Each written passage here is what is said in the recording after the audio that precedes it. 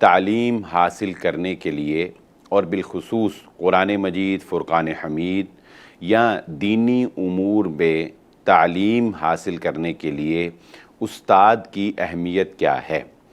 کیونکہ ٹیکنالوجی کے اس دور میں ہم یہ جانتے ہیں کہ علم تک یا کتابوں تک رسائی جو ہے وہ بہت ہی آسان ہو گئی ہے۔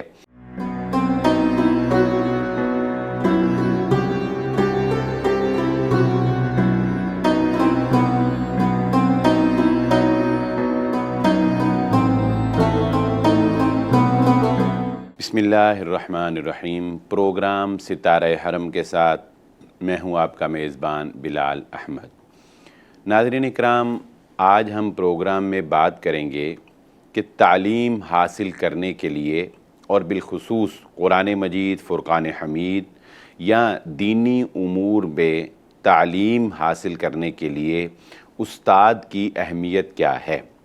کیونکہ ٹیکنالوجی کے اس دور میں ہم یہ جانتے ہیں کہ علم تک یا کتابوں تک رسائی جو ہے وہ بہت ہی آسان ہو گئی ہے۔ اس کے ساتھ ساتھ ٹرانسلیشن کا جو سیکٹر ہے اس نے بھی خوب ترقی کی ہے، اور اس ترقی کی وجہ سے بہت سی مختلف زبانوں میں لکھی جانے والی کتابوں کے ترجمے جو ہیں وہ ہر دوسری زبان کے اندر موجود ہیں۔ اسی طرح الحمدللہ قرآن مجید، فرقان حمید جو عربی زبان کے اندر نازل کیا گیا، اور احادیث مبارکہ کا ذخیرہ جو عربی کے اندر موجود ہے، صحابہ اور تابعین اور تبع تابعین کا وہ تمام تر علمی ذخیرہ جو عربی میں ہے اس کو اردو کے اندر، انگلش کے اندر ٹرانسلیٹ کیا جا رہا ہے۔ یہ ٹرانسلیشن، یہ تراجم یقیناً عوام کے لیے اور ایک عام انسان کے لیے دین سیکھنا، دین کو حاصل کرنا اور دین تک رسائی حاصل کرنے کے لیے ایک بہت ہی بہترین کاوش ہے، جو کہ ہونی چاہیے، جاری رہنی چاہیے، اور اس میں مزید بہتری لاتے رہنا چاہیے۔ اور ترجمہ کرنے والے علماء کرام کو ہم خراج تحسین پیش کرتے ہیں۔ لیکن اس کے ساتھ ساتھ ایک بات کی اصلاح کرنا بہت ضروری ہے۔ ان تراجم کو پڑھ کر لوگ یہ سمجھنے لگ گئے ہیں کہ شاید قرآن مجید کا صرف میں ترجمہ پڑھ لوں یا میں کوئی بھی حدیث کے ترجمے کی کتاب لے لوں اور میں اس کی اردو ٹرانسلیشن میں ترجمہ پڑھ لوں اور بس، مجھے اس کے بعد نہ کسی استاد کی ضرورت ہے، نہ مجھے کسی سمجھانے والے کی ضرورت ہے، نہ میں کسی کے ماتحت ہو سکتا ہوں۔ میں خود ہی چونکہ بہت پڑھ کر ایک بہت بڑا عالم بن چکا ہوں، اب مجھ سے بڑا عالم کوئی نہیں ہے، اب میری رائے جو ہے وہی حتمی اور فیصلہ کن رائے ہے، اور اسی کے پیراہے میں پھر مدارس کے اوپر تنقید کرنی شروع کر دینا کہ مدارس کو بند ہو جانا چاہیے، مدارس ہونے نہیں چاہیے، کیونکہ یہ تمام جو قرآن مجید، فرقان حمید ہے، احادیث ہیں، اردو میں ٹرانسلیشن ہو چکی ہے، لہذا خود پڑھنا شروع کر دیں۔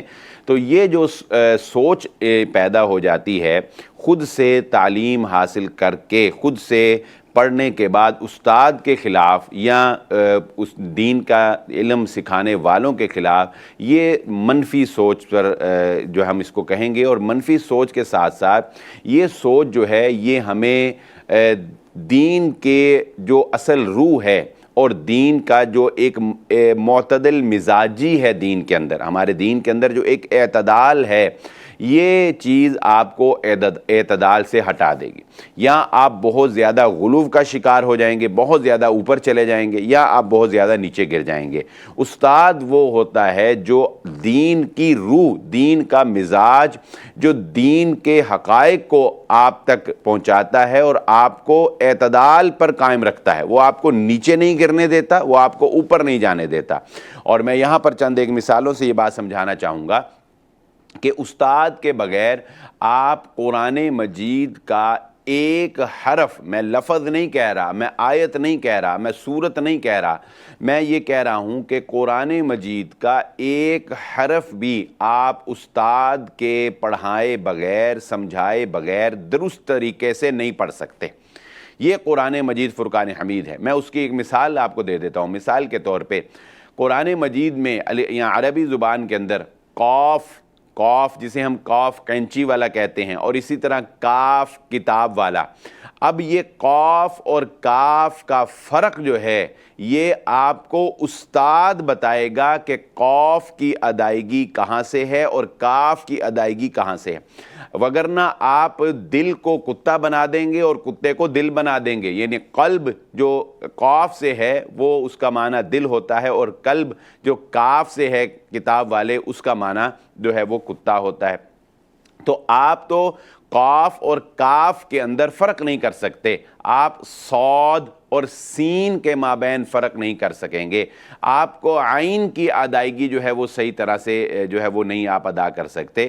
یعنی قرآن مجید کی صحیح ادائیگی کے لیے، قرآن مجید کے معانی اور مطالب کو صحیح طریقے سے سمجھنے کے لیے آپ کو استاد کی ضرورت ہے جو آپ کو قرآن کے حرف ادا کرنا سکھائے گا. وگرنہ اگر آپ استاد کو ایک طرف رکھ دیں اور آپ سمجھتے ہیں کہ سمجھ لیں مثال کے طور پہ کہ آپ کے سامنے مصحف پڑا ہے، تو قرآن مجید کی آیت جو ہے جس میں حضرت نوح علیہ السلام کی یہ دعا کا ذکر ہے، کشتی کے چلتے وقت انہوں نے کہا کہ بسم اللہ مجریہا و مرساہا. اب اگر آپ مصحف کے اوپر قرآن مجید کے اوپر دیکھیں گے تو آپ کو را کے نیچے کھڑی زیر آئے گی. تو اگر آپ اس کو قرآن سے دیکھ کے پڑھیں گے، صرف کسی استاد پہ سے نہیں سیکھا ہوگا، کسی استاد کی نہیں سنیں گے، تو آپ مجریہا پڑھیں گے، جبکہ یہ غلط ہوگا.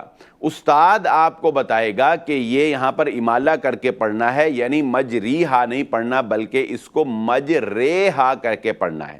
یہ بہت سی ایسی مثالیں قرآن مجید کی دی جا سکتی ہیں کہ جس سے ہمیں اس بات کا پتہ چلتا ہے کہ یہ سوچ، یہ تھنکنگ جو ہے یہ اپنے ذہن سے نکال دیں کہ آپ نے ترجمہ پڑھ لیا تو آپ ماہر ہو گئے اور استادوں کے استاد بن گئے اور اب آپ کو کسی استاد کی ضرورت نہیں. اور ایک آخری بات یہ بھی سمجھ لیجئے کہ وہ جو ترجمہ آپ پڑھ رہے ہیں وہ بھی تو دراصل کسی کا لکھا ہوا ہے، وہ بھی تو جس نے لکھا ہے آپ اس کو اپنا استاد مان رہے ہیں، وہ آپ کا استاد ہے. کیوں؟ کیونکہ اس کے لکھے ہوئے کو آپ پڑھ رہے ہیں، اور جو کوئی انسان لکھتا ہے تو اس لکھے ہوئے میں اس کی صلاحیت، اس کا مزاج، اس کے کردار کا ایک اثر جو ہے اس کی لکھائی کے اندر جھلکتا ہے. تو آپ کے اوپر یہ ساری چیزیں اثر انداز ہو رہی ہوتی ہیں، لیکن آپ یہ سمجھتے ہیں کہ نہیں جی میں ترجمہ پڑھ رہا ہوں اور میرا کوئی استاد نہیں ہے اور میں خود ہی اپنا استاد ہوں. تو یہ نظریہ جو ہے، یہ تھنکنگ جو ہے، یہ آپ کو راہ راست سے ہٹا دیتی ہے. اس لیے قرآن مجید کا علم ضرور حاصل کریں، دین کی تعلیم ضرور حاصل کریں، مگر استاد کے ساتھ منسلک رہیں، استاد کے ساتھ جو ہے وہ اپنے آپ کو اٹیچ رکھیں تاکہ استاد جو ہے وہ آپ کو گرنے سے بچائے. اسی کے ساتھ پروگرام کا وقت ختم ہوا چاہتا ہے. اپنے میزبان بلال احمد کو اجازت دیجیے. اللہ حافظ.